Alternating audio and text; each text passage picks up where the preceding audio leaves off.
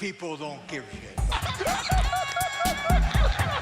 Who's giving them the business? Oh, the man is out on the field. He's going to go into the end zone. He's got it. Goes Davis. Oh, my God. Davis is going to run it all the way back. It's going to win the field. It's going to be to the goal line. It's going to be gone. It's a touchdown. And the Gators have won the game. To the 40, Herman Whitfield to the 30, to the 20, 15, 10, 5, touchdown FSU. These people don't give a shit. Who's giving them the business? Oh, the man is out on the field. He's going to go into the end zone. He's got it. Goes Davis. Oh, my God. We're just joking. We're getting it figured out. I'm from a hotel today. So week 2, guys, we made it. Week 1's in the books. Welcome back to another episode of College Football Extravaganza. Justin, how you feeling this week? Week 2 of the podcast, week 1 in the books, headed into week 2. An absolute electric week. You know, you can kind of feel like, hey, we know what some teams are looking like a little more than others. Still, some are like, okay, you played, you know, your grandmother's alma mater from back in the 1940s. So we're trying to figure some of those teams out, like, you know, Ole Miss and Furman. What the hell was that? But yeah, I'm excited. It looks great. We're getting to see some real games this week. You know, doing the locks today, I'm like, man, these are some tough ones today. But I'm excited. We're getting into it. You know, these divisions, the Power 4 is here, and we're looking really good.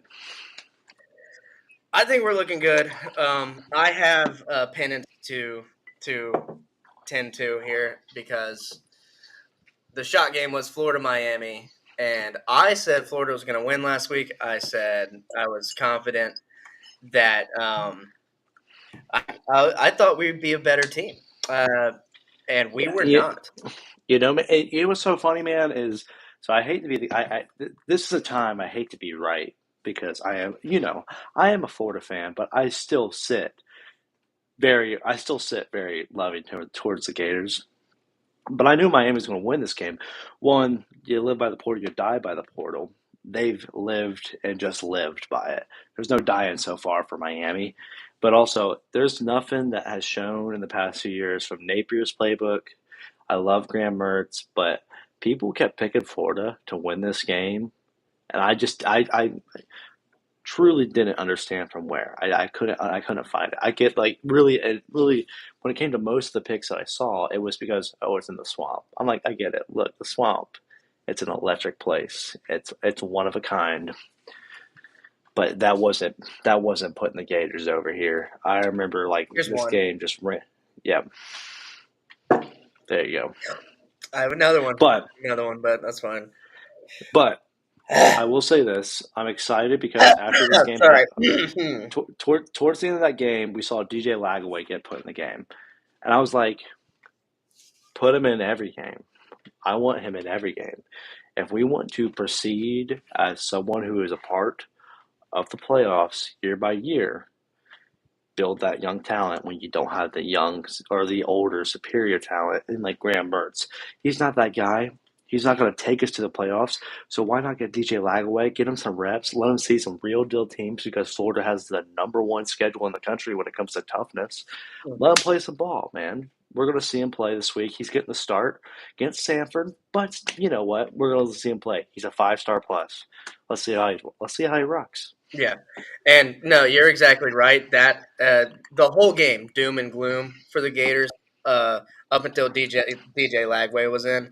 Now, initially, upon first watching the game, I thought that the O-line wasn't blocking for shit, and sometimes they weren't. But I follow this great podcast. They do great film breakdowns of Gator games. I think it's Florida Gators Football Nation or something like that. They break down offense and defense film-wise. And Graham Mertz missed a few throws. He missed Badger twice. Which is weird for him because he's known to have a higher completion percentage. That's his selling point. His selling point is, he's smart. Medium range passes, not the long. He missed those. But that's usually where he makes his money. Like statistically, for sure. He usually sits in that 70 to 75% range of completion percentage. We didn't really see that this go around. So when you don't see that, you're like, okay, you're not bringing much to the table. You are just a pass back and quarterback, which you can be in college football. But if you're not able to have a decent completion percentage where the play action can't really be respected, because especially with the run game, that's a development for sure. But with lag away, the option comes into play. That's going to be a little bit of a different story for the offense. You can roll in a little bit of a different play set where the linebackers are going to be thrown off. They're going to take another half second or so to read these plays and see how lag away is going to react to these option runs or these play actions. See how these RPOs go. Right. Yeah, and that's one thing. Like moving forward, Florida has to be a lot more creative here. So I'm not going to pull it up and mess up our scene here, but there was a tweet I saw from inside the U. The defensive coordinator Lance Guidry said Miami prepared. They prepared 3 weeks in advance. I'm not sure if Florida was preparing that much in advance. I think they were running their ones on ones. Maybe I don't know. I would hope that they'd be preparing for Miami. They know they got to play Miami 3 weeks in advance. But he was saying we took their top 5 to 7 plays that showed up in every single game last year, which consist of a reverse, crossing routes, tailback screens, and I'll be danged if the first 4 or 5 of those plays didn't just show up. So they knew what the Gators were running. They were well coached on it, and you could see it in the defensive breakdown. Miami played man coverage, single high safety, pretty much the entire game. They went cover 4 late in the game, probably just to switch it up, and because they knew the Gators had to throw it a little bit. So nothing surprising. They knew the plays before, and I even knew the play. Like, I would call some of the plays I would call, and Miami would play closer to the line because they're not respecting Graham Mertz in the pass. They're protecting against the run first. They're playing run first, and it shows why. It shows why. So they just And it's funny. So that's not the only SEC team that struggled with that same situation. LSU, similar situation. We'll dive into that game later on. But, that's a game I can break down completely when it comes to the front seven. But I will say this. It's just not there. Billy Napier, there's a lot of, hype around the guy. But coming in from Sunbelt, so this is where I defend Billy.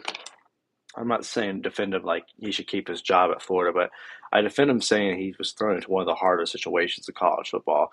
He was thrown in from the Sun Belt to the SEC, and that's been successful before, not like national championship success, but it's been successful before to where you see some teams play pretty well. But he was thrown from the Sun Belt to the SEC to an era that was new to college football with NIL. So, to take both those things onto your plate at the simultaneously, it really just it was impossible to handle at the same time.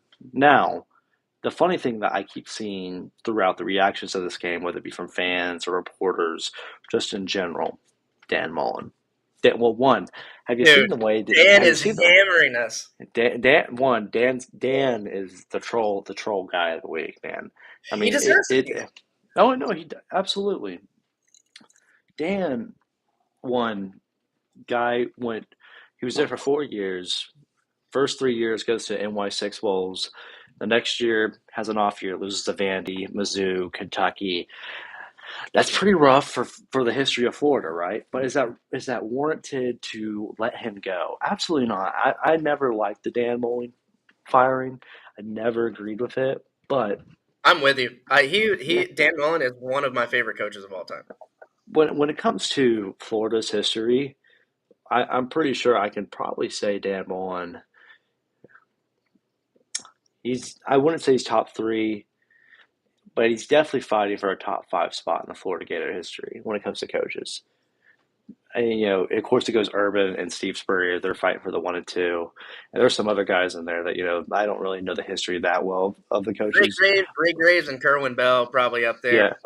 Yeah. But Mullen's up there. And he's probably the best coach that ever won a national championship for Florida.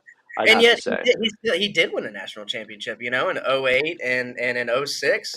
I mean, yeah, you could say that. You could say I that. would say because when he left, we got the Steve Adazio dive over and over again. Do you But not do you not remember getting put to sleep with Steve Adazio dive, Justin? That shit sucked. the thing is, we saw the woes of the Florida coaches that came in after Urban, and it was brutal.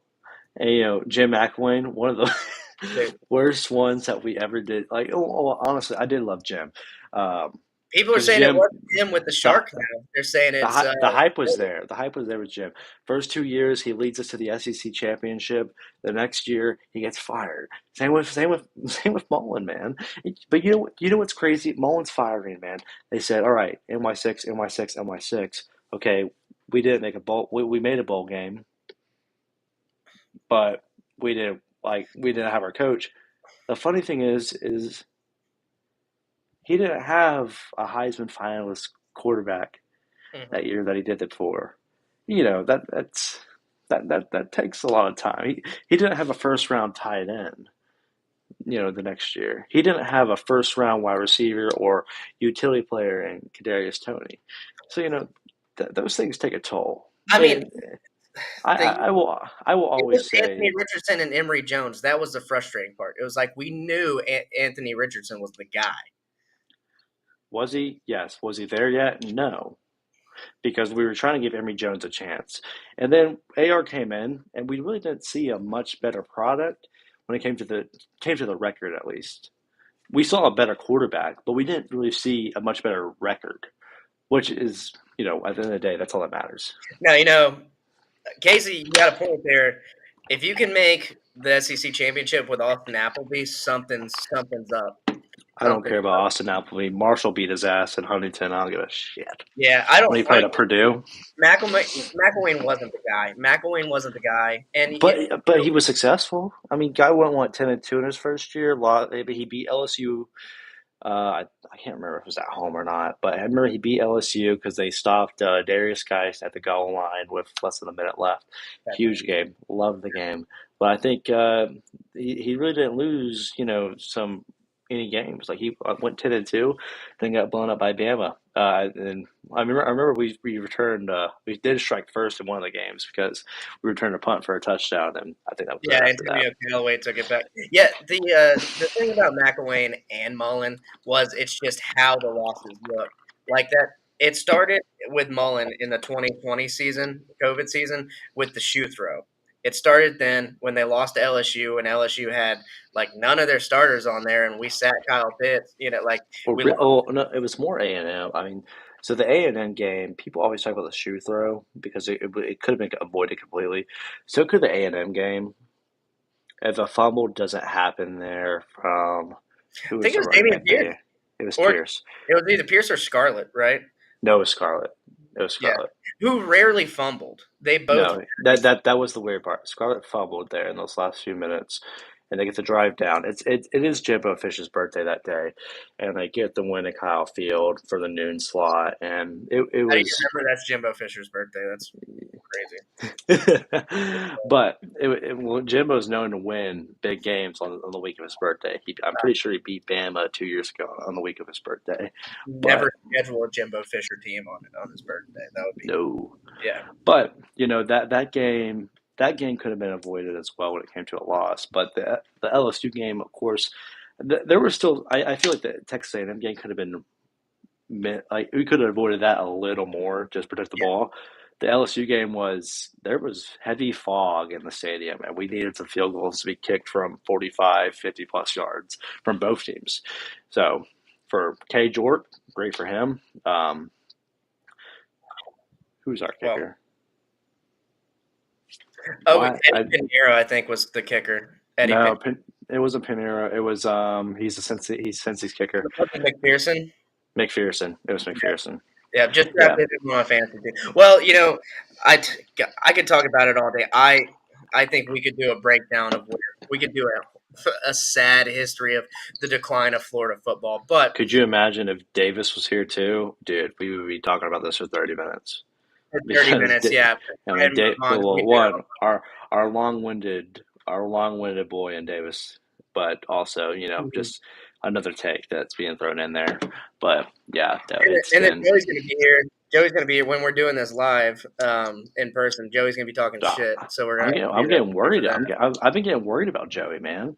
I texted you He's yesterday. only I was doing like, it hey, he's man, only doing it live. is this guy? Is he going to do the pod? I know he came into the season high as an FSU fan, but now they're 0-2. I'm like worried. I'm like, is this guy going to bail on us because he knows that we're going to? I'm actually getting a little worried. Me personally, I'm not going to hold back.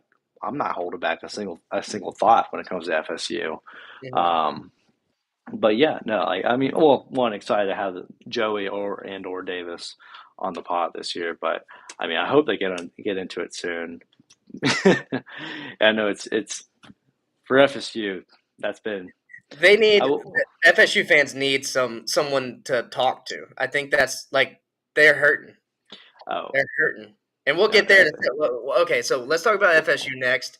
But I don't know. I want to get into LSU too because yeah, I want to get into that Sunday Monday game a little bit. Let's dive down into Thursday.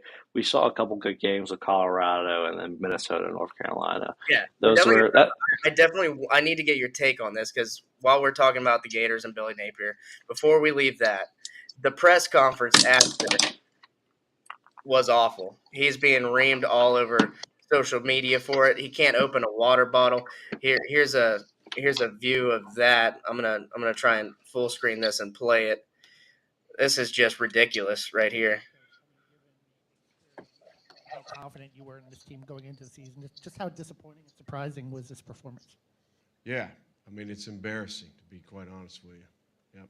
What is that, Aquafina? That's how our kids feel. That's one of them Aquafina bottles. They're very hard. They are no slouch. Hey, what?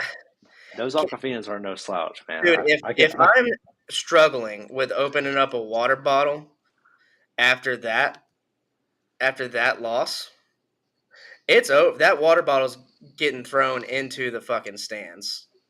You know what I'm saying? Do you know what I'm saying? Like if you get beat that bad, and then you can't open a damn water bottle. Look, man. What are we? Napier's not a bad guy, but he's not the right coach. And then he came after the fans. Did you see what he said about the fan? That we need to stop being worried about what some dude in the. He was like first he was like we need to focus more on the football part. Like he said the character building's done, dude. If we wanted you to just build character, we would have hired fucking a character builder. We hired a football coach. You know what I'm saying? And then he goes, we got to stop worrying about what a dude in a basement in Central Florida is saying. Paul Feinbaum hit him with the ain't no basements in Florida, Billy. Ain't no fucking basements in Florida. No, he's Billy. not wrong. He's not wrong. He's not wrong. Look, man. Is he done? I think he's done. Oh, I think I said he was done before the season started. Yeah, he's good. Yeah, look, he's not a bad coach, and he knows football pretty well. He would definitely be a really good coordinator in the SEC, but when it comes to the P4, he's not a head coach. And I got to interview him before he even set foot on the field against Utah for his first game, which, it's kind of crazy that you think about. I feel like this is a trend for Florida new hires is they always win their first big game. And, he beat Utah like his first big game. Mm-hmm. But this was a big loss.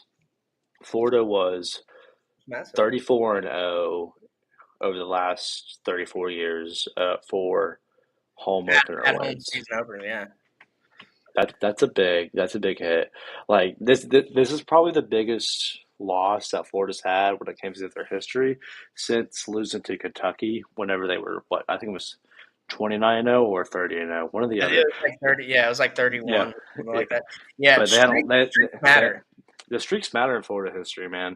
Mm-hmm. And we've seen a couple that have been snapped, but that one definitely hurt. But you shot yourself when you scheduled Miami week 1 in the Swamp. Especially, first off, look, we're all we've done here is dog Florida. Let's dive into the Miami part of this. Mm-hmm. That's a team. That's a team. That's a team. Cam Ward, that guy's been a dog. He was a dog at Washington State. That's a team. They have studs all over the place. They have depth. They can play anywhere they need to play. That team will play. This team comes down to coaching. This team's not coming down to the talent. They're not going to really get outplayed by many teams in this country when it comes to athleticism. They have talent. And Cam Ward, Y'all go. They can't hear that. Sorry, Cam Ward is the guy. I love Cam Ward. It was I slow. wanted him at Ohio State. I wanted him at Ohio State. I think if they got him at Ohio State, holy shit. That would have been dangerous. That would have been dangerous. It would have been filthy. But, I mean, one, you get a 9-year tight end getting a touchdown for the opening touchdown Miami season. First off, congrats to Cam McCormick. McCormick. Yeah, his wild life he's had. Guys like 26, 27 now playing college ball. But outside of that team, I mean, this is why I personally didn't understand why anyone was choosing Florida, because my pick for the year for the ACC was Miami. It definitely wasn't Florida State. Clemson, I haven't seen anything from in years. North Carolina's on its back end with Mac Brown. Virginia Tech is still building. It's NC State's just a shit show. They were basically tied with Western Carolina at halftime last week. It's Miami or nothing, but Georgia Tech's out there too. They're a surprise, but we still need to see a little more from them. And then, but Syracuse, they got Kyle McCord, which I don't know if you saw that, but the Syracuse coach, he was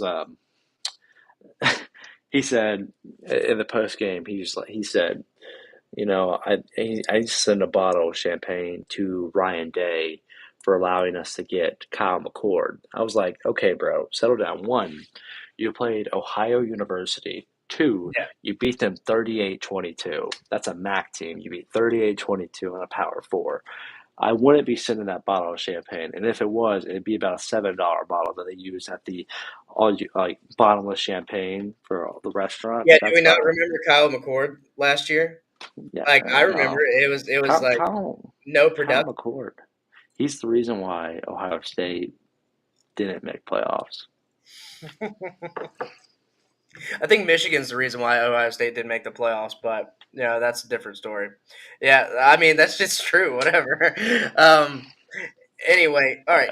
So yeah, Miami, dude. Like I said last week, I don't know what came over me. I was like, yeah, Florida's gonna win, and then Miami's gonna go undefeated, like in the preseason magazine. I did W all day because their schedule. No, you did say that. You were about them. I mean, you said like I got a W the rest of the year. I was like, I got a W all year, man. Yeah, and they could do it. And right now, until we see otherwise, that's I think my favorite to win the ACC right now too. The Georgia Tech game is the one I'm looking forward to the most. Yeah, I think Georgia Tech will beat. They want revenge. Syracuse. They want revenge for the non-knee. I think Georgia Tech will beat Syracuse this week, but we're still seeing them develop. They've covered both weeks so far, but I think this will be a good one. We're seeing them face another ACC opponent. We're going to see if that was an upset or if they're playing real ball. Like I feel like we're going to see that a lot this week, especially because I mean, Syracuse to me isn't no slouch. Like they can definitely bite you if you're not paying attention, and especially with a guy like Kyle McCord. I mean, I'm not saying Kyle McCord's great. He's definitely not a playoff quarterback, but he can beat you. He can win. Like he's done it. I think it's be good. Yeah, it's gonna be good. All right. So well, no, we have a comment from Trevor Pugh, and so this comment is Ohio State on upset watch after not covering versus Akron. So here's the weird thing. I saw multiple lines for this game. I saw one at 42, and I saw one at 50. What was the line? What did you have the line at? I thought it was like 40 something. I thought it was 42 as well. I thought they covered. Yeah, I thought it was 42. So on ESPN, It was 48.5. So they didn't cover that 48.5. But I swore I saw a 43 or something. I don't know. But I I mean, mean, it's 52-6, dude. They no, flunked it it. was it Clap. was it was yeah 52-6. So that's 46 point. But here's what I will say: 17-3.5 versus Akron is not Ohio State football. I'm not. That's not Ohio State football. First off, here's two things I take away from this game. It's 17-3.5 and allowing Akron to score on the opening drive. Ohio State only allowed one score on the opening drive of their entire season last year. They are a first quarter team. They usually like to set the momentum, set the pace. They were playing a team from the MAC and Akron, and they allowed them to put three Are on you the saying they board played on the down? first drive. Are you gonna say they played down to their competition? No, I think they just came out slow. That team's supposed to have really the best defense in the country. All All right, right. settle down. All right, this guy's breaking down the damn EA college football stats with 96 overall defense. and Is that, I mean, is that what? I'm not disagreeing. Like they have Caleb Downs and everyone else in this world. I will say this: Jeremiah Smith, that kid's a fucking stud.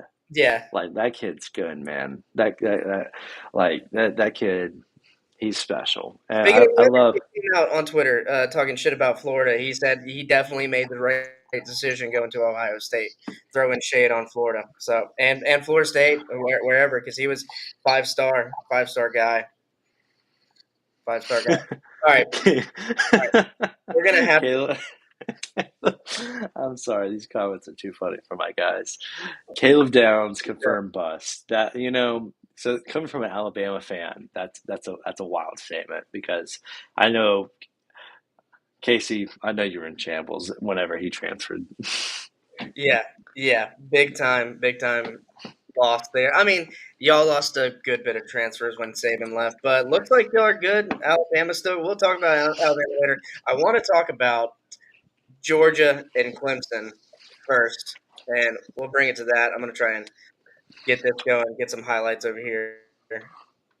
Bada bing, bada boom. All right.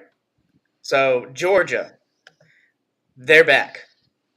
I don't know how else to put it. The dogs are barking, and they start off a little slow. Started off defensive ball game. I thought the under was going to hit. I was liking the under. I was liking either Georgia running away or Clemson at that plus 13.5. And I ended up switching all my bets the day of. I switched all my bets to Georgia covering. One money. Glad I did it. Uh, and Georgia's got a stable of running backs. ETN's out. Does not fucking matter. They got Frazier's. They got another guy. They got a guy named after Johnny Cash who said, "Give me the money." I don't know if you saw that on the sideline. That's a hell of a celebration. Give me the money, he said. Dude, Georgia's. I said last week. I think I might be wrong. I said they're not going to be world beaters. Their schedule's not that terrible. They have to play Alabama No, at Alabama. they That's what other than the Bama game, they're kind of relaxed a lot of the year. I they feel. got to play Tennessee. I think they got to play Tennessee. Maybe. Tennessee, we're going to see what Tennessee looks like a lot more. Shout out Casey. He's got a take on Nico saying like that kid might be a stud. And I'm not disagreeing with that, especially with NC State coming up. You're going to see a decent NC State team, but not really a team that's like they are definitely not upper half ACC team for so far because I mean whenever you play Western Carolina that's slow and then you play Tennessee I feel like I mean that's one of my locks so we'll get into that later. Oh, he's don't let the locks out, buddy. Don't let the locks out I this didn't say early. what my lock was. I just said Oh that man. game is one of my locks. Speaking of Georgia, I think they have to play Kentucky this year. Kentucky is. There you go. Kentucky, yeah. But I mean, I'm just they reloaded again. This is the new Alabama. They've been Georgia. I guess they've been Georgia for a little bit, even when Alabama's been Alabama. But I was looking forward to maybe a more competitive ball game here. Um, don't know why. And Dabo's under some heat now. This is from his press conference. This is not good, not good at all for Dabo. So we're watching an experiment here. We're watching whether not using the transfer portal at all works, and then we're watching the opposite with Mike Norvell on like overusing it doesn't work. Like we're getting to watch that happen in real time. I'm enjoying it, but I'm just saying. I'm just saying it's not a. I don't think Dabo's going to be around for much longer at Clemson if he does not adapt. Is that fair to say? Am I wrong? Rephrase it one more time. So you don't think Dabo will adapt to what? If Dabo does not adapt to the transfer portal, I think Clemson kicks him out. I think he's done. Well, so here's the saying so far, and my guys can back me up. You live by the portal, you die by the portal. We're seeing that with Florida State. They've lived by the portal, and right now we are seeing them die by it. So right now we're seeing two different ultimatums right now. We're seeing fuck that portal. We are going to do old school recruiting, or we're going to recruit the fuck out of everybody that's in that portal and try and build an offense. Both are not looking too successful. We're seeing some teams have thrived with it. I think we have to find a mix. I think it comes down to a lot of recruiting, but yeah, for Dabo, he's sticking to the old school. We're seeing Norvell, he's jumping to that portal life, and that's not been too good. How's that look? Can you see that pretty good? Yeah. All right, we're gonna play it. Write crap, write terrible stuff, and when we do great, y'all gonna write great stuff. That's okay. I mean, everybody's got a job to do. It's okay. That's okay. I don't take it personal. I don't read it. I don't read that bullshit. That doesn't affect me. I love my job. I love what I do. I love all of it. And y'all can't change that. No, you can write. No, you say change that. I love what I do. I love these kids. I love my purpose in life. And my life is on a foundation that doesn't change. It just doesn't. And, so hopefully that's something that our kids will learn as they go through, moments like this, that they can learn how to, handle adversity, learn how to handle success, because you're gonna have both in life, and that's a great part of what football teaches. Justin, I wake up in the morning. I eat breakfast, and then for lunch, I'll have peanut butter crackers. That's not changing. I'm doing that. That's what's going to happen, no matter what, every single day. That's my foundation in life. Y'all writing some bullshit about how I don't use a transfer portal doesn't make a whole lot of fucking sense to me because I don't read it. I don't fucking read it. I love it. I'm a fan. I think this year will be one of my favorites when it comes to what is a real deal success in CFB. We are going to be seeing multiple different styles because now that we've let NIL develop a couple years, we're going to be able to see the transfer portal really take part because the transfer portal is really when the NIL takes place. Of course, those high school recruits, they'll take a little part of it, but I feel like the transfer portal, because you're really seeing guys at Colorado State get sent like, hey, we'll pay you $600,000 if you transfer over here right now. This is where the year that we're going to see the strategies, we're going to see who will prosper, who will get the most attention, and who will have the most success. This is where the year we're going to see that. Right now, we see Florida State, which is a heavy transfer portal mentality. They're 0-2. They're 0-2 in ACC play. That's brutal. Mm-hmm. We're seeing Clemson, who is we're going to recruit you out of high school. We're going to build you here at the University of Clemson. And we're going to start Clemson University. Which one is it? I don't know. But I think it's see how those guys go. Yeah. I don't know. You might be right on I Clemson. don't pay too much shit, but it's Clemson.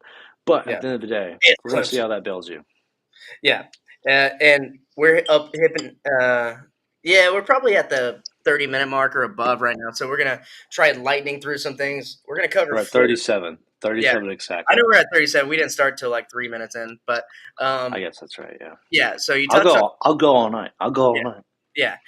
I mean, I'm here. I got my sponsored by the Marriott Bonvoy. This nice Sponsored little by drink. Smooth Ambler Contradiction Bourbon.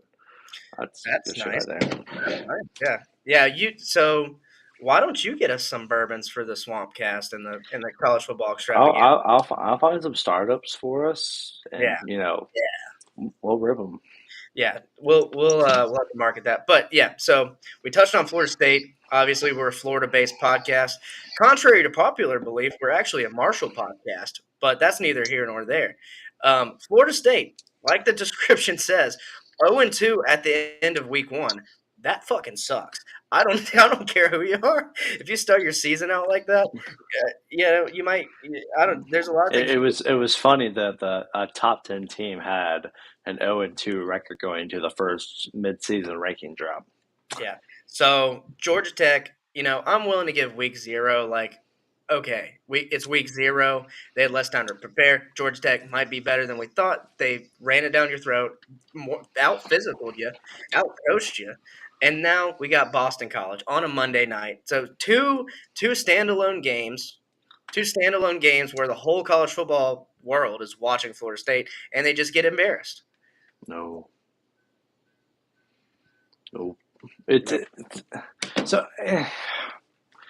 Look, I mean, I really didn't think this. So, if you remember, We also said Boston College, that was too many points. It was like 16.5 points. We were like, correct, that's too many points. Well, because last year, I mean, when it came to like my Florida State is not a playoff team bait or like bullets, I always brought up the Boston College game because they should have gone to overtime, but due to a missed extra point earlier in the fourth quarter, they had to go for 2 later in the fourth quarter, and that's what led them to winning 31-29 because they didn't get that 2-point conversion. But still, really, they should have gone to overtime with Boston College. Now, who would have won that? I don't know.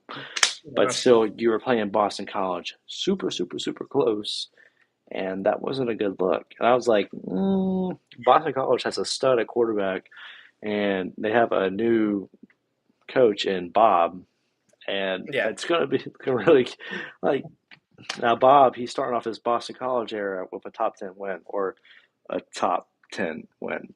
Yeah, it's and they didn't look like a top 10 team, but a lot of Florida State fans like the 2 bullet points they would get back to you. We had the whole team had the flu / COVID, or it was the red bandana game. You don't play Boston College on the red bandana game. Neither one I care for because they y'all still gonna write crap. Y'all gonna write terrible stuff. And when we do great, y'all. Come on, Dabo. What's going on? Dabo's getting on to me. Y'all gonna write great stuff. That's okay. All right, Dabo. What the got a hell? job to do. All right, but the Boston College out physicaled them it last year. They did it again this year. Castellanos ran all over them. It was something like 220 something yards or 230 something yards to 28 rushing yards. Yep. Brother, you're never going to win a ball game like that. Florida State moving forward.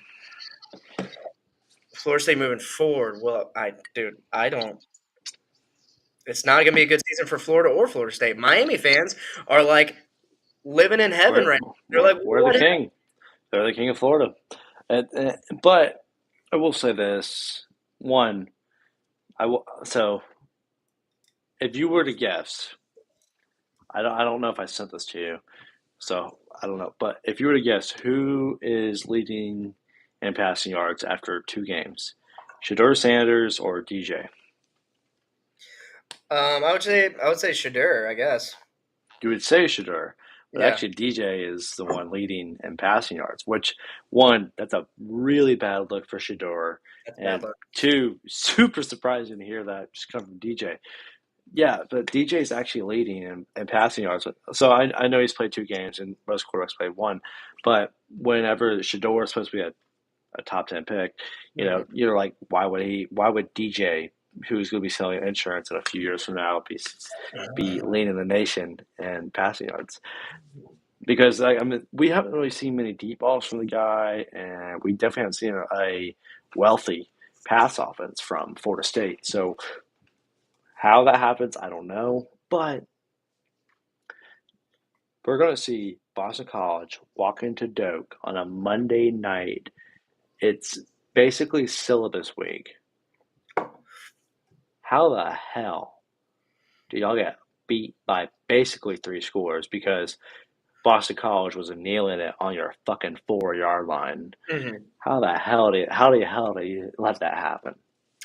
I'm not going to talk too much shit because Florida's going to have a god awful year, but DJ missed that Talk your wide shit, open man. throw in the end Hey, zone. what That are you wide open scared throw of? in the end What are zone. you scared of? Talk your shit. Like, No, I'm a Florida talking fan, straight up. but That I'll wide say, open like, throw hey, in the end Florida's zone. gonna have a shit season. But man, talk your shit about Florida State because Florida State's talking. It's talk your shit. I'm going to enjoy it. I'm going to enjoy every single loss Florida State has. I'm just saying. I don't know how much room we have to talk as Florida fans, but at least you got your Marshall, you got Ohio State. Yeah, I'm not like a traditional college football fan, and I know that my guys get on to me for it, I'll but tell you, Monday night right after the game, I was ready to talk shit. I was like, haha, I called it. ooh, Yeah, but now I'm like, yeah, I'm thinking about Florida playing Samford, and I'm like, we played Samford real close last time. We could lose to them this time. If Florida loses to Samford, the problem is that's for over. Sanford just lost to the University of West Georgia. You know who the University of West Georgia has lost to the 5 out of the You, last 6 I'm seasons? pretty sure UWF. Yeah, The University of West Florida are but one Florida stands a chance. where I'm graduated from, where you graduated from, and one of the best D2 powerhouses, of course, but they lost to the University of West Georgia. They Look, West lost Florida's got by 2 scores. By 2 scores. West It Florida's wasn't a got a close game by D1 2 wide scores. receiver. They have a D1 wide receiver now, and they got a D1 quarterback who was committed to Florida. He just had to get caught singing a rap song. That's just all he did. That's all he did. All right. So rapid fire the rest of week 1 because we're coming up on 45 minutes here. And stop me if you got anything, Justin. I But got a lot. I've got a lot too, but I'm sorry. We gotta run through it. Missouri trounced Murray State. Utah, Cam Rising came back 49-0 over Southern Utah. Kansas looked good, 48-3. Kansas, my favorite to win the Big 12. We'll see about that. See how that shakes out. Maybe UCF might sneak in there for me. NC State, we'll talk about them a little bit with Tennessee. They had a close one against Western Carolina. Like Justin said, they were tied at halftime. Justin, Yep. no, it wasn't. Yep. It was close though. Let's see. Okay, one. This was a lock that I won. Colorado State and North Dakota State. North Dakota State kept it within that 9.5. Very happy on that lock. But I Colorado. didn't lock that game for that. I really didn't know what to expect going into that game. Mhm. But I think we should talk about Travis Hunter. I mean, that kid's a stud, man. That kid's a fucking stud. 3 touchdowns, 8, 9 catches, 170-something yards. That guy was literally getting harassed, violated on that 3rd touchdown, and Buddy brought that thing on the sideline like it was doing business. And then, he ripped out all of his celebration dances. But Travis Hunter, do your thing. He's a beast. Yeah, he's a beast. UNC beats Minnesota after Minnesota misses a field goal and then sets off the fireworks at the end of the game. God awful. I That wish was I one had of my my dual monitor because I would play that right now. that was one of my But blocks, but there was a push. So I mean, I guess pushes we aren't doing against our record this year, right? I looked back at last week's tape. You did not lock it in. You said I'm Are you not locking it. sure?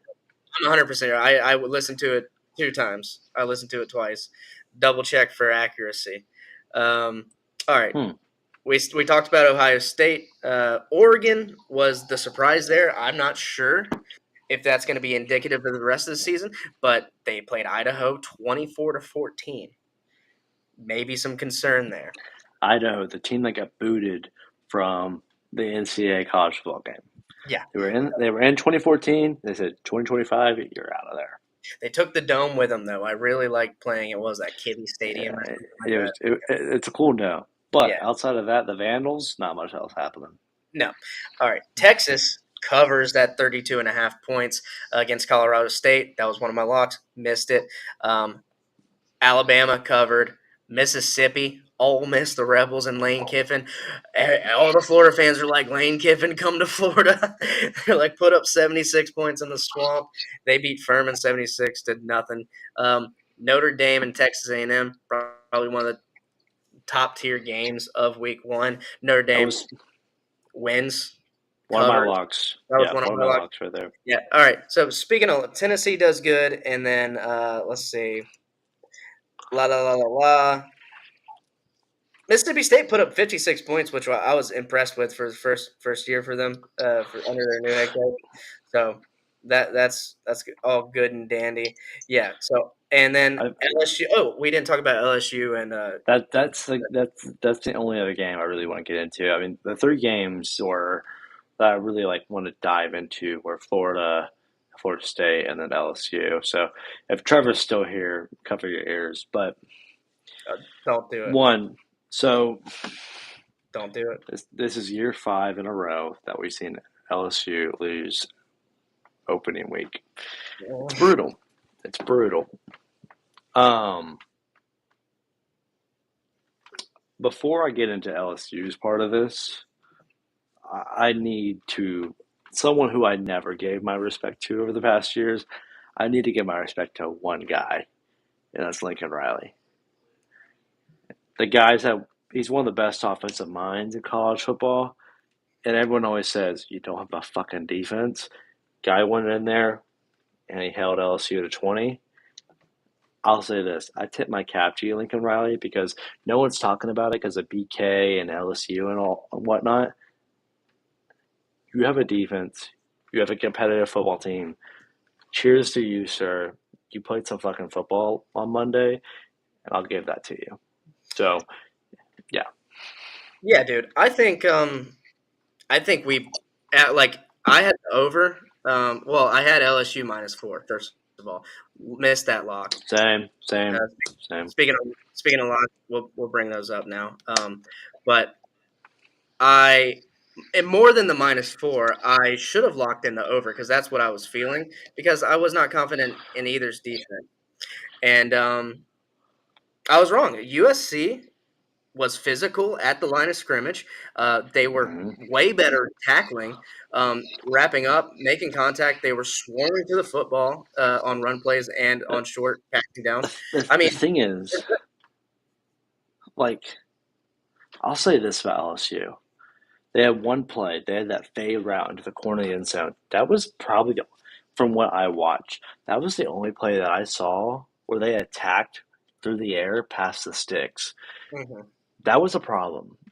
They kept trying to. They have one of the best O-lines in the country, but if you don't have a passing game to respect it, if you don't have RPOs to respect it, if you don't have a play action to respect that, they're going to load that box. They put 8 in the box almost every single time, and look where it got them. They were getting beat up. You went underneath every single play. They were doing these little whip routes. They were doing these little out routes. They were doing these little crossing routes. Those didn't get them more than, if they did complete, 4 or 5 yards. So they just loaded the box. They said, all right, just have a safety down there deep. If it happens, get on the guys on the outside, and that's what we need to do. That's all that happened. They didn't. It was not a good game for LSU. If you can't attack past the sticks, you can't play fucking football. They weren't respecting the pass. When Nuss dropped back, they're like, okay, he's going to be throwing this ball 5 to 6 yards past the line of scrimmage. Nothing else to it. I enjoyed watching Nussmeier. No, I think Nussmeier did a great job. I was surprised Brian Kelly threw him under the bus in the press conference. Honestly, I'm not saying that. Nuss is a good quarterback. I think he's good. It's more the fact that the play calling was shit. I'm not saying that Nuss, because Nuss completed those passes. Yeah. But they didn't attack past the sticks, which isn't Nuss's fault. That's a coaching problem. If you're not wanting your quarterback to throw past the sticks and you're calling a run play after that, that's bullshit. Yep. I'm watching that game. I'm like, It's in the flats and the flats and the flats run play and the flats and the flats run play. That's where it was. And LSU has a good defense. Perk can be good, but Perk wasn't great that game. He was there in the first half, but the second half, not much going on.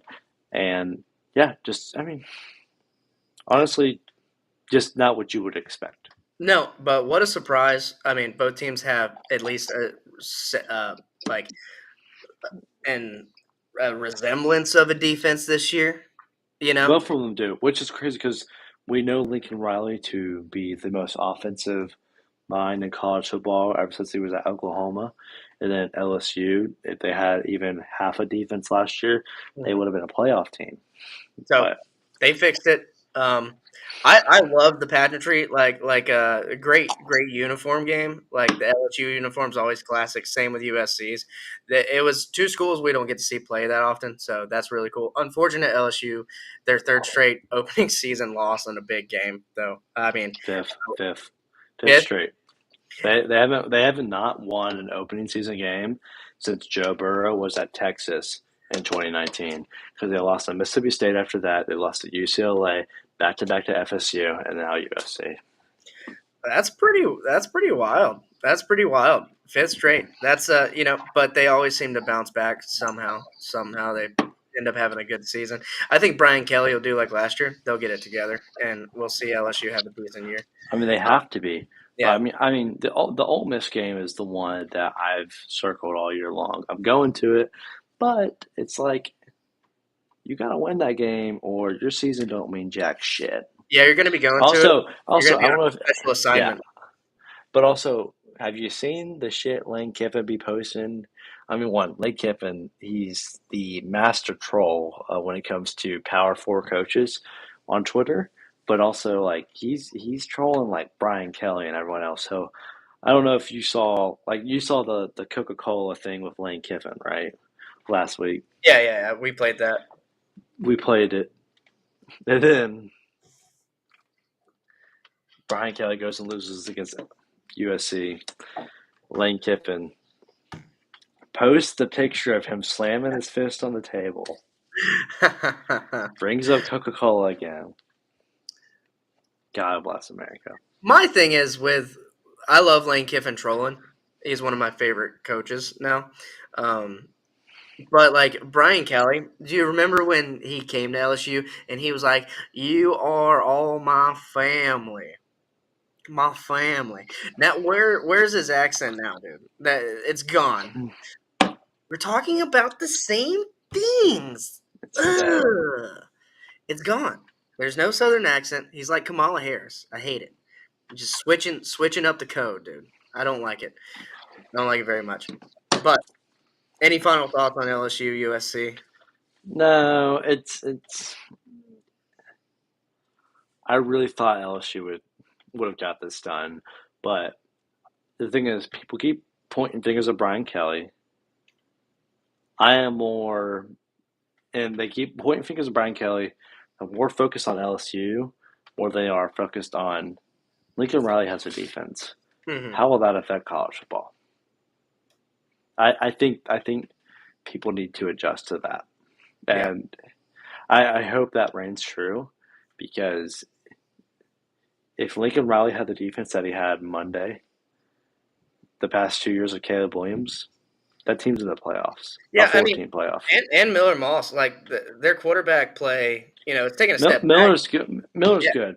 He's good. I don't think he's not really like he's not elite. Caleb Williams. He's no like the quarterbacks that you've seen in the playoffs these past few years, like Michael Penix Jr., Jalen Milroe. Yeah, he's not black; he's white. That's for sure. But that's not Right. that's not what we're talking about, Justin. Quinn Ewers, I'll say Quinn Ewers because he was in the playoffs too last year. But yeah, he's no Jordan he's Travis. Oh wait, he wasn't in the playoffs. Oh God. Yeah, but it's part of the game. Like he's not great. He does good. He's definitely not the best quarterback that we've seen Lincoln Riley have, which is the weird part. Like it's not really something that you're like, this isn't a Lincoln Riley quarterback. This isn't Caleb Williams. This also is not Kyler Murray. So He's becoming a Lincoln Riley quarterback. That's going to be good. Lincoln Murray, you ever heard of that guy? no, All right, never heard Lincoln Murray. But all right, yeah, it's it's been pretty interesting when it comes to like you had JJ Patterson. He's just been pretty crazy when it comes to the fact that that was a guy who won a national championship, and now we're seeing these other quarterbacks come in, and he wasn't a quarterback that was really worth anything much, but that team was so good that we saw them win national championship. that's a good point. Fair point. I don't know what else to say. I feel like I just spurred so hard right there. No, that's okay. It's okay. We'll bring you back to base. I'm gonna go over these locks real quick, and we'll wrap up week 1. I said Patterson. It was JJ McCarthy. I don't know. Yeah, why I was like, I don't know what he's talking I don't know why. I don't know why I just blinked so hard on McCarthy. I thought it was yeah. Patterson. So I was like, he's Okay. talking about last year because I didn't want to call you out on it. But okay, yeah. What McCarthy, proof is this bourbon? This one's only 70, so I don't know what you're working with. But JJ Patterson is a 110. great quarterback. JJ No, Patterson. that JJ Patterson's he's phenomenal, man. He's so great that the game's never seen him. That's how good he is. I reached for him in my fantasy draft this year. All right. No way. We're going You're doing good. 5-0. Yeah, we'll see. I'm 3-2. I'm 3-2 in my locks. So we went over at North Dakota State. They covered that 10.5. It might have been 9.5 at the time. Notre Dame, they covered that. I had them winning. Now that was a tight game. It was a fun game to watch. Justin had that on the lock too. Colorado State lost that one. Texas covered. Oklahoma State, they did beat the Jackrabbits and covered. So that was kind of surprising. Sorry, Casey, you lost. I remember your comments last week. You were with the Jackrabbits. Casey, he's got you, man. Too bad you can't keep record in the chat. Chat can't keep its own record. LSU, we lost on that one. Now, I passed up a very good Alabama lock and minus 32 points against Western Kentucky to pick Colorado State. A mistake I will not make again, but I am going to make it again. I mean, I respect Justin, your here are your locks. I gave you Miami. I did give you Miami. You had 4 locks. I really don't remember locking in Colorado State. So when you texted me that earlier today, I was like, damn, I don't remember saying that. Yeah, so we both erroneously were like, yeah, Alabama's going to kick the shit out of Western Kentucky. Didn't lock it. Very next game, we're like, yeah, there's no way. Colorado State's a good team. They got players staying for money. They got players staying for money. That sounds like they're gonna win. They're gonna cover. And that should be plus 32 points, not minus 32. I don't know why I did that. But yeah, go off on your locks real quick. We pretty much had the same shit last week, so it would make it easy. Yeah, I mean, the OK State pick was good. I love the Indy pick. The Miami pick was good, but LSU was like really my shock of the week. I really thought LSU was going to win that game. I thought they were too, but I'm pleasantly surprised with how good USC looked and how good their defenses looked. So, we'll just have to see. Now, that's going to bring us to week 2, boys. We're done. We're done with the week 1. We're done with the week Hour 1 is done. Hour 2, let's get it going. Yeah, I mean that's pretty good timing right there. We can definitely tighten it up. I could have had it all tight if I'm not in this hotel room, but we're just going. I mean, it's a podcast. We're not on a set timetable. This ain't radio. You can listen at work, on the toilet, whatever you want to do. We got 8 listening live, though. Thank you. Follow and subscribe. College Football Extravaganza at Real Swampcast. It's in the description. Follow y'all. All right, so we got some Friday games. We got Indiana, Western Illinois, BYU at SMU, and Duke at Northwestern. For the most part, I'm just going to go ahead and give that a Who cares? who cares. We don't really care about it. Maybe that Duke SMU game that has ACC implications. For the most part, I don't really give a fuck about those games. What about you, Justin? No. No. All right. Yeah, we're moving on. All right, we're gonna save the big one. I'm saving the big one. You don't know which one I'm talking about. The game of the week. We don't know which one's the game of the week this week. Now I'm gonna start off doing this because I don't wanna do it later. What's our shot game of the week? I lost one. I lost I lost the Miami Florida game. So do your shot. Do your I, shot. I did two shots of the up top. I'll do another one just for fun because No, you should. You're the bottle boy. we're making progress on this thing. All right. For this week, you're going down though. I suggested Colorado, Nebraska. You said that's too much of a spread. No, I mean those odds are too crazy because like Nebraska's favored like 300, and It's 7.5. don't get me wrong, like 7.5. It's a touchdown. I know, not really. It's just I mean if the shot game was about covers, that game wouldn't be bad. But the shot game is about who's winning outright. Yeah. I'm like, I'm not taking that game. So I suggested Arizona State and Mississippi State. Well, that's fine. I mean, I feel like we should do Texas, Michigan, or Arkansas, Oklahoma State. Like those would be good games. Or Georgia Tech, Syracuse. Georgia Tech, Syracuse over Arizona. Okay, look, here's okay.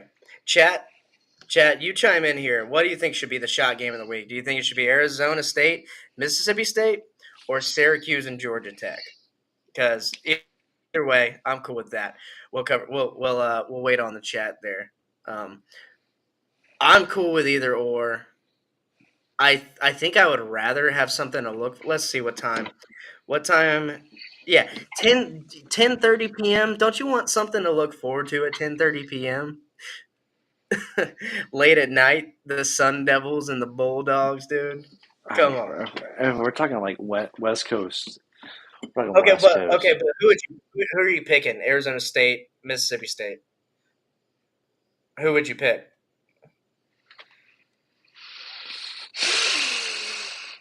Mississippi State.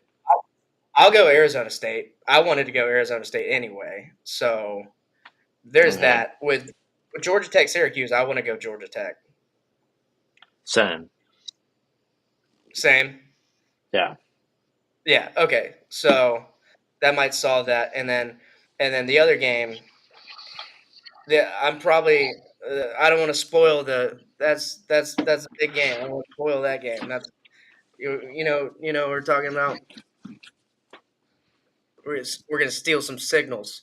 We're stealing signals on that game. All right. So shot game. I got Arizona State. You got Mississippi State. We'll see what Joey and Davis do.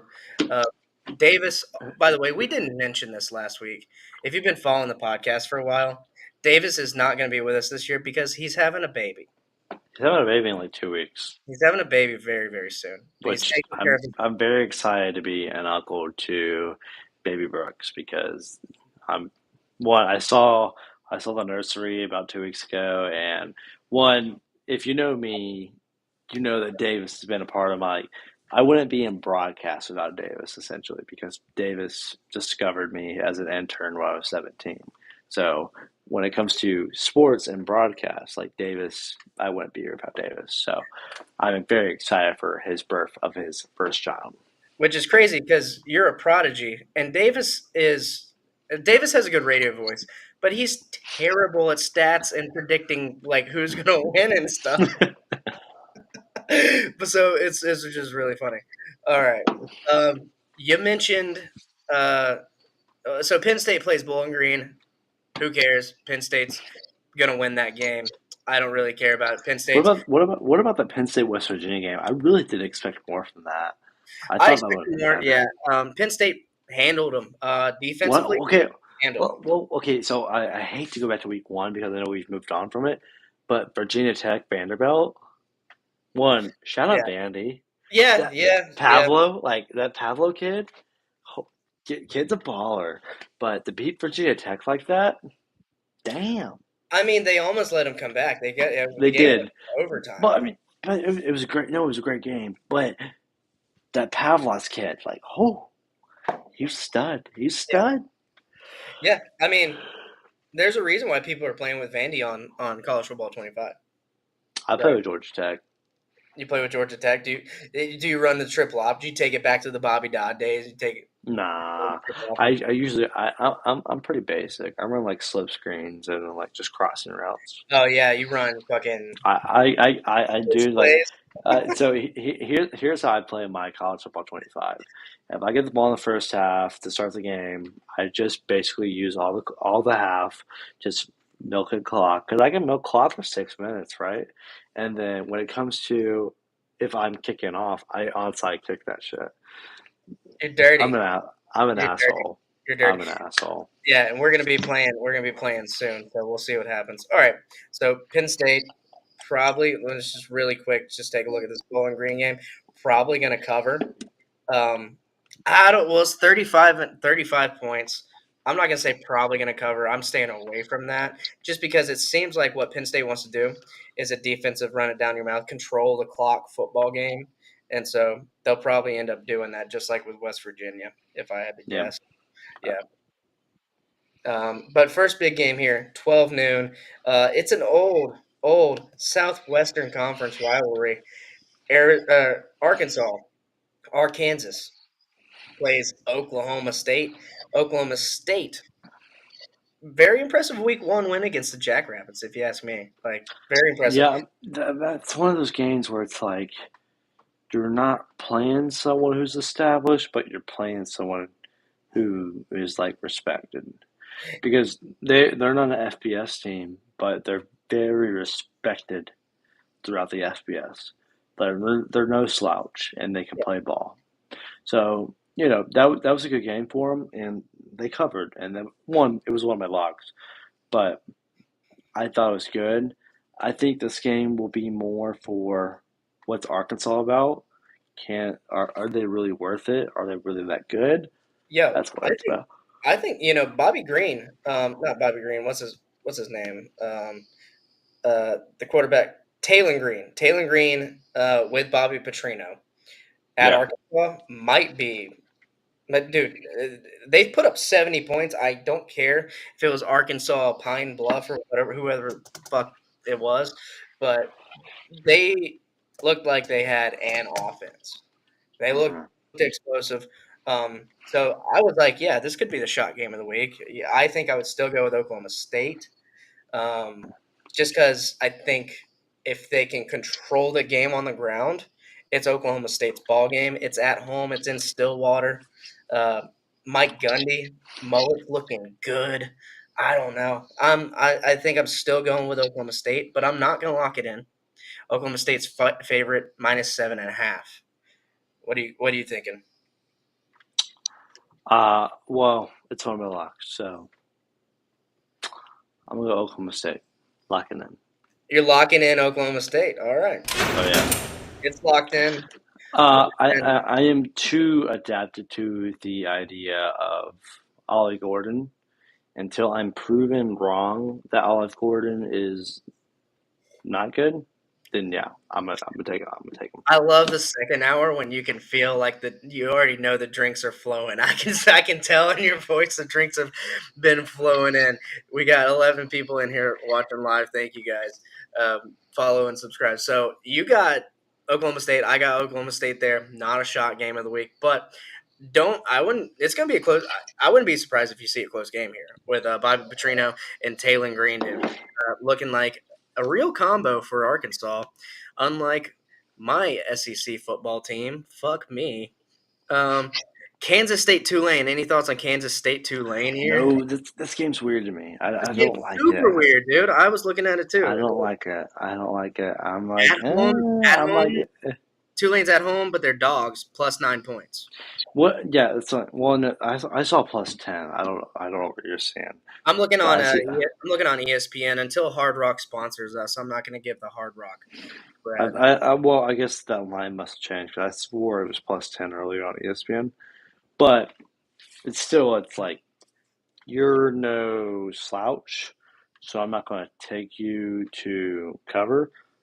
But also, I'm like, no, I don't really see you losing by that much either. I think it'll be a good game. Yeah. Kansas State's highly ranked. I'm not going to sit here and lie and say I know a whole lot about either Especially team. like you remember like Ole Miss last year, like they played Ole Miss at home, and they're Mhm. like with a backup, and they're like, yeah, we about beat your ass. Yeah. I mean, even Oklahoma, was it last year or 2 years ago where Tulane gave Oklahoma a run for their money up until the last 2 minutes of the game there.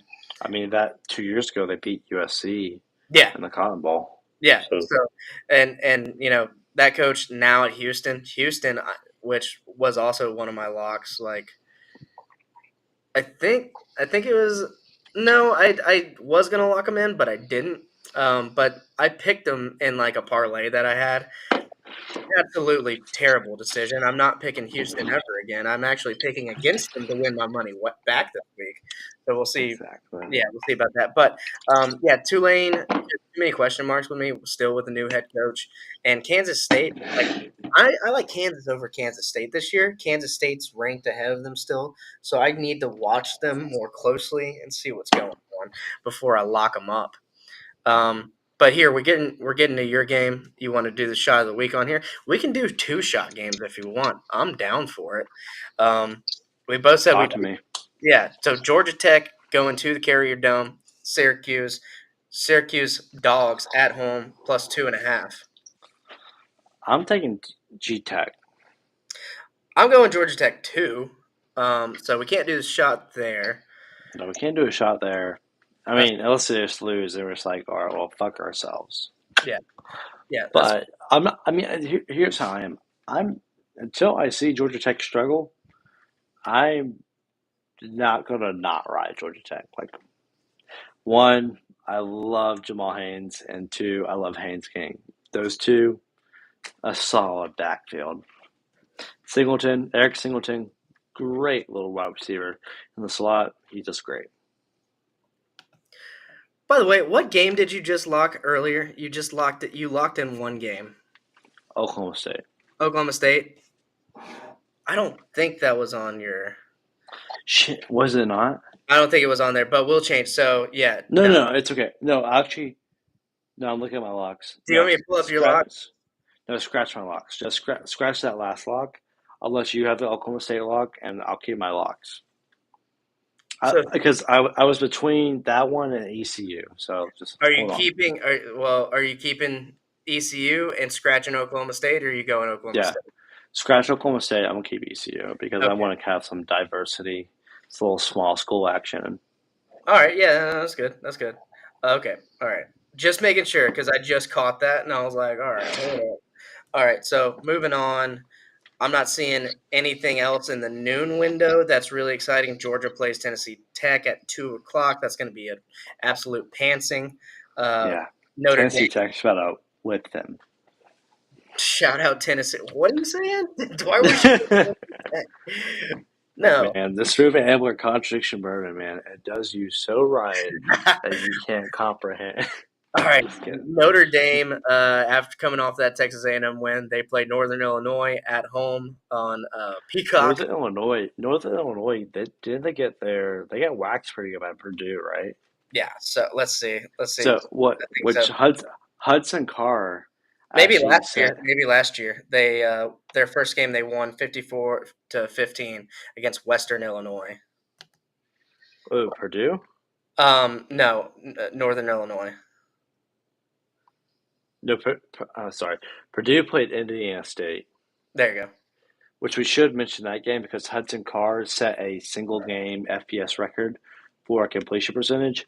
He went 24 for 25, which is a 96 completion percentage, which with minimum 20 attempts, that's a FBS record. That's insane. That was good. Good catch there. That you did that last week. Yeah, he did it last week versus Indiana State, 24 for 25, 96%. So Justin, that's pretty impressive stat line. Justin is the stats guy here on College Football Extravaganza. So good job, everyone in chat. W's in the chat. Start towering. Whatever you want to do, celebrate that FBS record. Hudson Carr, good job. So Notre Dame, obviously, big favorites over Northern Illinois. Then we got Baylor at Utah. Some people are questioning Cam Rising and the Utes. I'm not really. Their only favorite. Oh, it looks like their favorite minus 15 now. It was minus 13 and a Yeah, half. I saw that. This game's weird to me because I'm like Baylor, like maybe a little development or something, but also like Cam Rising in Utah, that's a different story. So So last week, it looks like Cam went 10 for 15, 254 yards, and 5 touchdowns.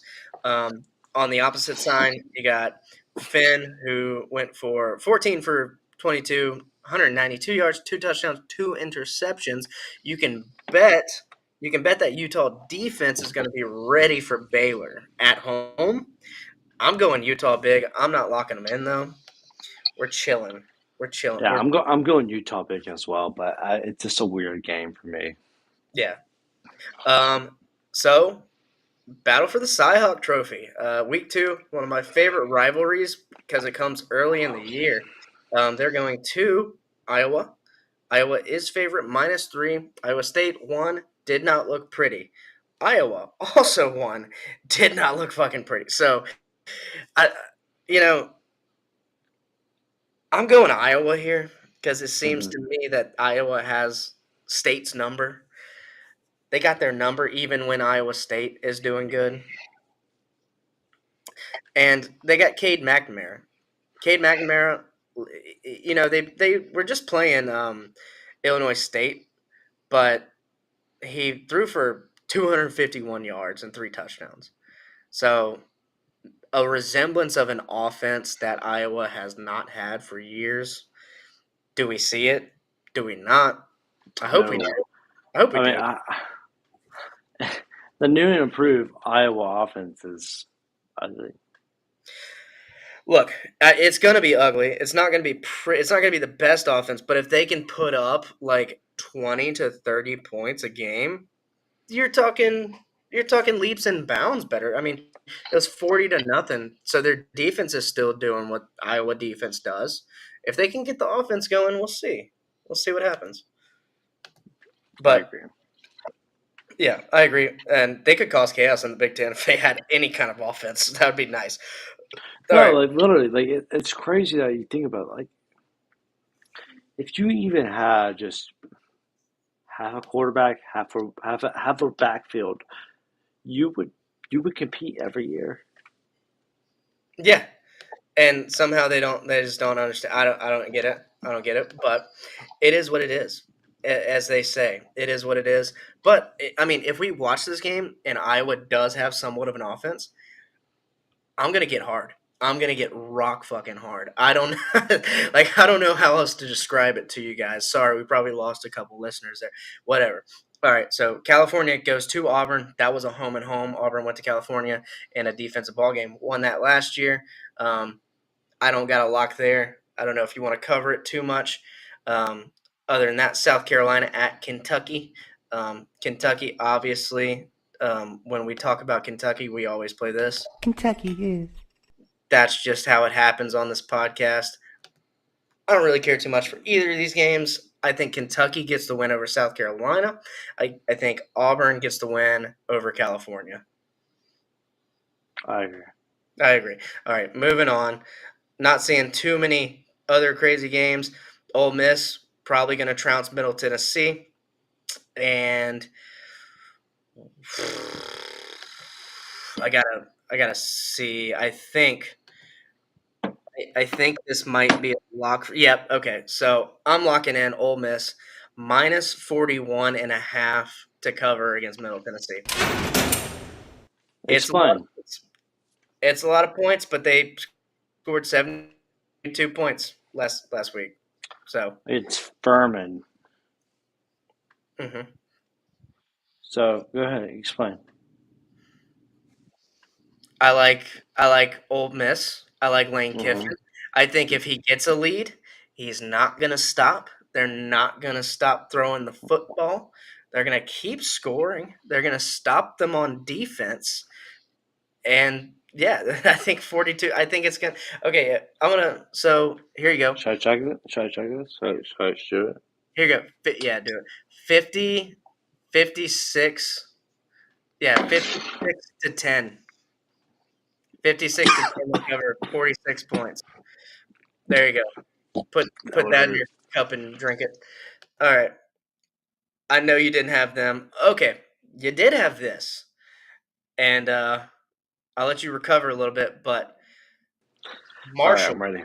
Marshall, Look, traveling boys. to Blacksburg, not West Virginia, Blacksburg, Virginia. Look. On the CW. So, CW is where we live. We live on the CW. First off, this team. So this is the second half. Whoa. A little wrong pipe. Get a him. little bit of a wrong pipe. No, get him. But- We enjoy So that. this is the second half of a home and home series with Virginia Tech for Marshall. They came into the Joan last year. We striped it, and we beat their ass with the same quarterback. One, their backup last year was our former quarterback, and that guy said he was hurt to play us, which he knew he got his fucking ass kicked. You walked into Huntington and got his fucking shit rocked by Owen Porter. But this team this year, it's got a lot going on. We played three different quarterbacks. The quarterback that was our backup last year is now our third string. Our second string quarterback is a transfer from Tulsa.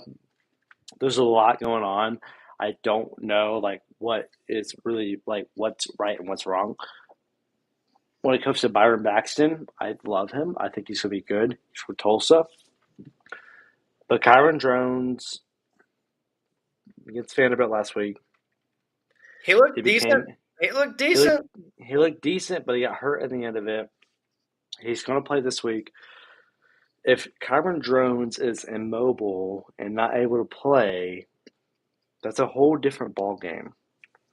He led either way, comeback there, you know? Yeah, I mean, I get that. Either way, though, Charles Huff is undefeated versus Power 5 football teams. And y'all might be saying, well, he played for Virginia Tech last year. No, he played Notre Dame when they were ranked 8th in the country 2 years ago in South Bend and beat their fucking ass. So, Charles Huff knows how to play the big game. Am I going to say that we're going to win when Enter Sandman's playing? No. But we're going to definitely cover 20.5. It is a 4:30 Eastern time, 3:30 God's time game. Now, so you're not saying you're going to win. You're saying you're going to cover that 20 points. No, we're going to fucking win it. I mean, this is me as a Marshall fan. We're gonna fucking win that game. But I mean, we don't do money line in this podcast. We do covers. Yeah. We're definitely going to cover the 20.5. But we're going to win that fucking game. And if we win that game. If you see me in downtown Pensacola, just know I've had a great night. You're locking that one in. I think the last time when Marshall had a big win was Notre Dame. Well, we beat Virginia Tech last year, but the year before Notre Dame, I'm pretty sure I saw you and I saw Davis the same night we were at Seville. Yeah, no, I remember that. That was a crazy. Yeah. That was a crazy night. I was living my best life. I was like, I'm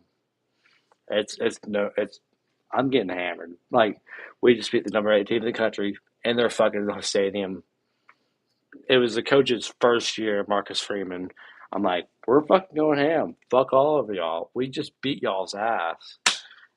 Dude, that game is one of my favorites of all time. I mean, Till this day. Well deserved, definitely well deserved. So you locked in on Marshall. I don't blame you. I don't hate that lock, to be honest. So did Davis. Davis locked in too, and I was like, I loved it. Yeah, I love that he gives me him and I did radio together for 3 years, so Marshall talk came unwarranted. So I feel like he's a little bit more attached to it than he would like to be, or he would be if he didn't done radio with me. But I mean, there wasn't a Saturday in the fall that Marshall wasn't brought up. I mean, to be honest, it's rubbing off on me a little bit. Whenever I didn't really used to pay too much attention to him, but now I'll pay attention to him and be like, They're oh, they're a fun team to watch, man. They're a fun team to watch. They have a lot of history, and they do good. yeah, But right now, it's more like, okay, can Charles Huff really still play ball? We haven't really seen him do that well in the Sun Belt, and also, but he's done well in the non-conference games. I'm pretty sure like his non-conference winning percentage is skyrocket. So it's like in the 90s. yeah. All right, so another lock you had on your repertoire here on your week 2 locks. Eastern Carolina going to Old Dominion. Now, Old Dominion played South Carolina pretty close this last week. Maybe could Pretty have won close. that game. What in ECU did you like in week 1? You must have watched. I so I'll always love ECU. Um, they've always been able to play good football. They are one of those teams where they they don't play great versus the Power Five teams, but they will play great against those Group of Five teams. They're no Boise They're State. They're always no. physical. They're a very physical football team. They're one of the most athletic teams usually. Greenville, they usually run one of the better teams. Um, I know Old Dominion, they played really well versus South Carolina, but I'm really more crapping on South Carolina than I am Old Dominion there. So I'll take ECU. All right, and it's not that big of a. You're minus 2.5 there. So all you got to do win Just need by a field goal. field goal. Win by field goal, win by a touchdown. Not that bad of a lock. I don't hate it. I'm kind of on the same boat. So sorry, I didn't. How dare I didn't give you the lock sound. There's your lock, ECU. Now I'm right next to you because I'm in Orlando, Florida this week. I was like, how dare I not lock in the UCF Knights here? I don't care if it's minus 22 points. I like UCF this week. I mean, this is a tune-up game, and Yeah. I think they should do well. Yeah, KJ Jefferson didn't look too hot the first week. Only threw for 164 yards, 2 touchdowns, but he had an interception. Yeah, you're seeing it with us here, right, on ESPN. Minus 22, fan predictors 91%. They are gonna win the game. They're gonna win the game. At least I hope they would win the game. If they don't win the game, maybe I'm more excited about the Florida UCF game. But yeah, no, I'm gonna go ahead and lock in UCF minus 22 at home. Sam Houston, baby. That's one of my locks. I feel confident. I like UCF this year. KJ Jefferson will find his groove. I All right. agree. Next game, 7 o'clock. Alabama playing for the second week in a row in that primetime slot for no apparent reason. This should be a noon game here. Here, let's see what Kalen DeBoer has to say. That I was really, wanting to make sure he carried over, just playing ball, finding ways to move the chains. You get so caught up in this play, you're supposed to read it right to left, or you're supposed to read the safety, and there's so many things with checks. And then there's a point where you just got to go play ball. And I think So that's something that he sorry, just got Kalen. more and more accustomed. I'm trying to shut Kalen the fuck up real quick. All right, so he's talking about Jalen Milroe. I saw that earlier after the game. I think he's right. I think he's like, obviously that comes from Nick Saban. Nick Saban's like, you got to do this, you got to do that, you got to do this. Yep. Kalen's like, hey, you're a playmaker. You're that guy who, once the shit breaks down, don't make that extra read. Use your legs. Get out of the pocket. Make some yards. I think I've said this. I think with the athletes that Nick Saban had, most of them staying over, and Kalen DeBoer's explosive offense, Alabama's a great fucking team this year. Yeah. It's not going to be 17-3. It's not going to be 17-3 like last year. I would lock this in. I just don't like that they kept the line pretty much the same as the Western Kentucky game. Now, South Florida is no slouch either. They got a running back in Naquan Wright, transferred over from Florida. Love Naquan. I hope all the best for him. I hope he runs for 100 yards against Alabama, but I just don't see it happening at Alabama. It's not going to happen like it did at South Florida. I got Alabama winning this. I got Alabama covering. Not going to lock it in, though. Yeah, this is a weird one because USF can play ball, but Alabama, they're on a new era. Yeah, but I understand where you're coming from. I won't lock it in. I'm not going to lock it in either. So, do you think they cover them? Do you think Alabama covers here? No, Okay, so do you think it's a closer than the you're going I nuts? think it's about a 21-point game. Like I think it's like a more like a 49-24 game. I think that's all you can ask for on the behalf of the USF, USF faithful. I They're mean, if like USF we puts want 24 against Bama, that's a good game. But 49 for Bama, yeah. it's also like, yeah, that's what we should do. Now USF has been talking shit on social media all week long. It's pretty fucking funny. It's crazy. It's crazy. All right, Kansas at Illinois might be a sneaker here, so we're gonna take a sneak peek here. Kansas, in order to, I guess this is not a conference game, so it doesn't matter really if they lose for the big picture because they could still win the Big 12 and get in the playoffs here. But close game here at +5.5 for Illinois at home. So just watch out the Jayhawks. Jaden Daniels here, great quarterback. I just hope that they keep the consistency up. We'll see. All right, moving on. Florida plays Stanford. God, I hope Florida wins. If they don't win, then we're going over this year. I hate to tell you, if they don't win that game, they're going over. But it's going to be fun to see DJ Lagway start. Graham Mertz is out. DJ Lagway is going to play the whole game. I felt like the offense felt a lot more free and open with him. Like I said, after looking at the breakdown of the film, it looked like Florida had a lot of opportunities that they missed on missed throws. There was a couple missed blocks. So just excited to see DJ Lagway go off. Like that's going to be the first taste of Lagway that we really get. Like we saw a little bit at Miami and it looked good, but this is going to be the first big taste of Lagway. And I think the Gator fans are going to want more, and that's going to be dangerous moving forward for when Mertz gets healthy and comes back. No, I mean, I think so. I mean, you play to win, right? That's how it should be, at least. We play for keeps. Say what?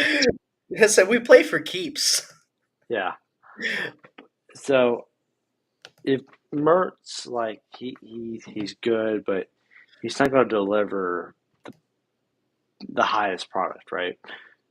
And Lagway will probably be below him, but if you can get Lagway that experience, where next year or definitely the year after, and like, whoa, DJ Lagway, that guy's a stud in the SEC.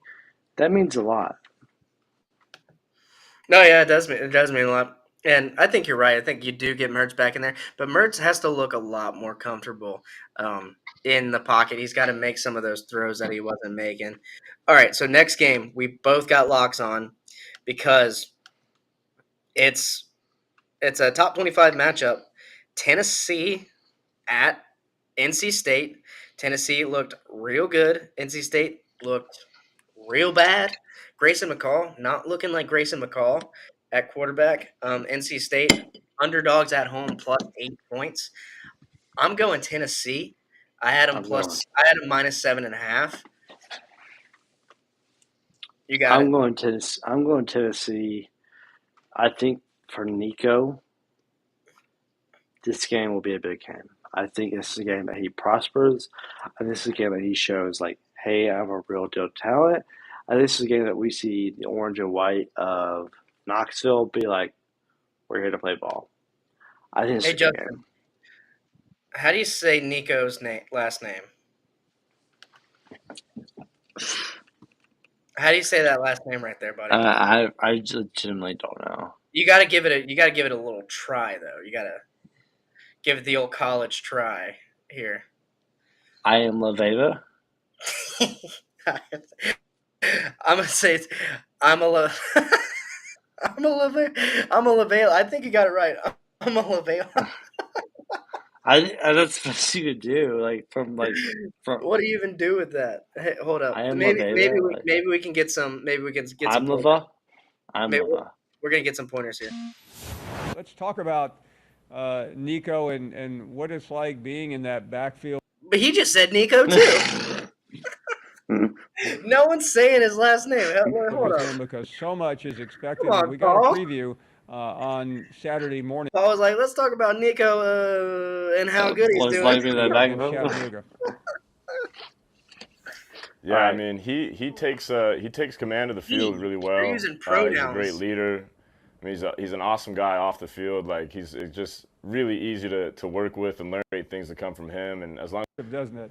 Being a captain and a couple of years older, calling him a kid, that kind of puts it all into perspective. Everything went unturned.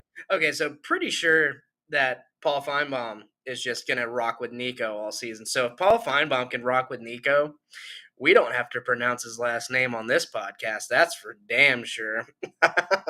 I'm just saying. I'm just saying. Okay. So, yeah, I got Tennessee. Justin has Tennessee. We're both locking it in. Big time locks. We might have lost Justin, so I'm going to just keep rolling. Next game. And I'm going to try and get his locks in here too, so whenever we listen back to it. I don't think he had Ohio State. Ohio State's hosting Western Michigan. They look good. They look real good. Ohio State's going to be a force to be reckoned with. Right now, they're my favorite to win the Big Ten. Barring something crazy happening. I know they got to play USC. They got to play Oregon. Oregon doesn't look that good right now. All right. Me and Justin sharing a lock here on the Boise State Oregon Ducks. And it's going to be the over.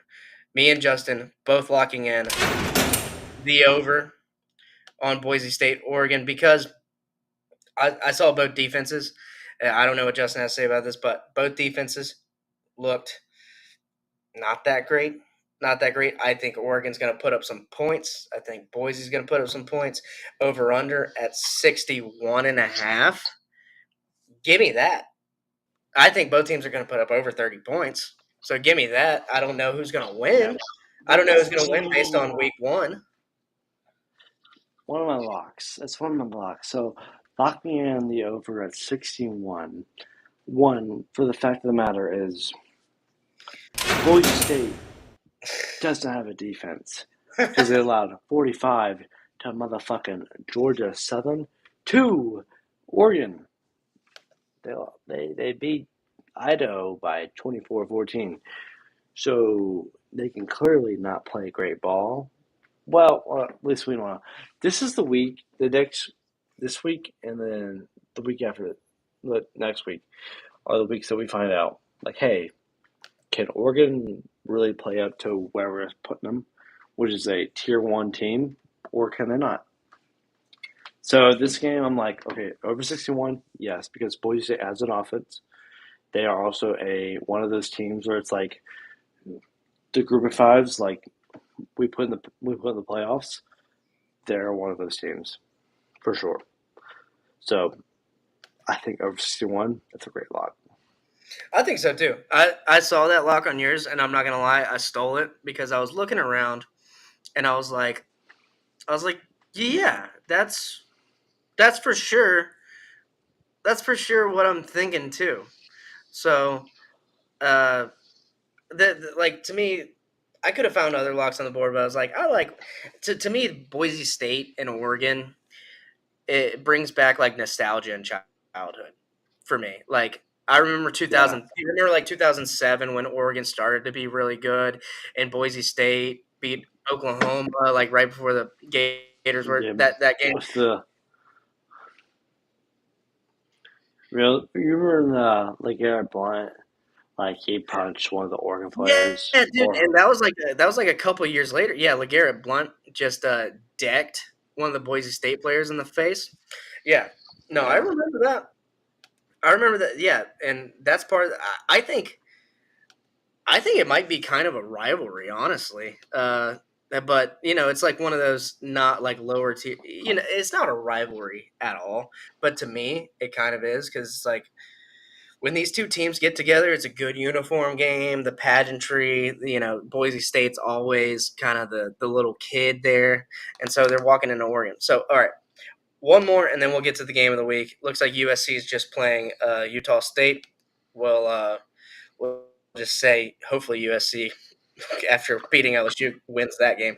But this is going to be the shot game of the week. You picked Mississippi State. I went Arizona State. Looks like ASU is -6. You got any thoughts here? This is a weird game because it's like, okay, well, we don't really know what the depth of these teams are, or what do they bring to the table. So, but I'll take SEC above all, per usual. So I'll give me Mississippi State. Yeah, and I'm like, okay, so another college football 25 reference here. I'm picking Arizona State because that's where my road to glory started. And you know what? Yeah, it did. And I think they got weapons at wide receiver. They got a weapon at running back. And I think they could be explosive. I think this might be a high scoring game, honestly. I'm looking at the over under at 59.5. I don't think that's enough. I would take the over. I think I would take the over big time there. So that that's just my thought. Maybe I should have been smart and locked in the over, but it is what it is. It is what it is. Now that's gonna bring us to the motherfucking game of the week, my dog. Here we go. Can we guess what the game of the week is? Because we haven't covered it. Yeah, It's gonna be Michigan, Texas. Yeah, dude. Texas at Michigan, baby. The defending national champions in the Michigan Wolverines hosting Texas. Texas went to the playoffs last year, very, very close to going to the national championship to play Michigan. They don't. So Quinn Ewers is like, don't worry about it. Book it. I'll be there next year. That's the thing, is that we're getting the only quarterback from last year to get to face a playoff team. I know Jalen Milroe and Quinn Ewers, they might face off again. But when it comes to Quinn Ewers and Michigan, it's like, it's a road game. This is a good game. Yeah. So Texas is favorite. -7.5 going to the Big House. Now, I like that. I think Michigan's going to have to rebuild a year, and unless week one they took it off and they were like, we're gonna just prepare for the Texas game week 2. Yeah, which is a good possibility. But Fresno State's no slouch. You got to prepare for Fresno State. They beat them 30-10. Not bad. Not bad, but I got Texas going to the playoffs this year. I think I got Texas going to the playoffs this year at least. And to me, I'm just feeling like they're the better team at the moment. I'm gonna go Texas -7.5. Nice. I'm going Texas like -7.5. Yeah. I don't see Michigan covering this game. Mm-mm. So you're with me. You're on the Texas train as well. Absolutely. Now, is it because of Quinn Ewers? Is it because Michigan free? Same reasons I said pretty much, or Well, like, Quinn, he played at Ohio State for 1 year. He understands the hate of the team up north. Mm-hmm. That's that's just some good old college football old man logic for you. He went to Ohio State. He hates Michigan because he went to Ohio State. He's taking that hate with him to Texas and is going to inflict pain in the big house. He's Exactly. bringing the house of pain to the big house. Yeah. No, I'm with you. I'm with you there. So, I mean, we're getting a big time matchup in week 2, and we're gonna get to see how things shake out very very quickly. Starting week 2, this is awesome. It's a great college football season. Good fucking week 2 podcast, guys. Thank you guys for sticking around. We had 11 people to stick around listening to bullshit about college football. So big ups to you guys. Justin, you got slaughtered. Definitely get that bourbon to sponsor this podcast because they sound like they're doing work. Smooth Ambler, man, from West Virginia, one of the best to do it. They do great stuff.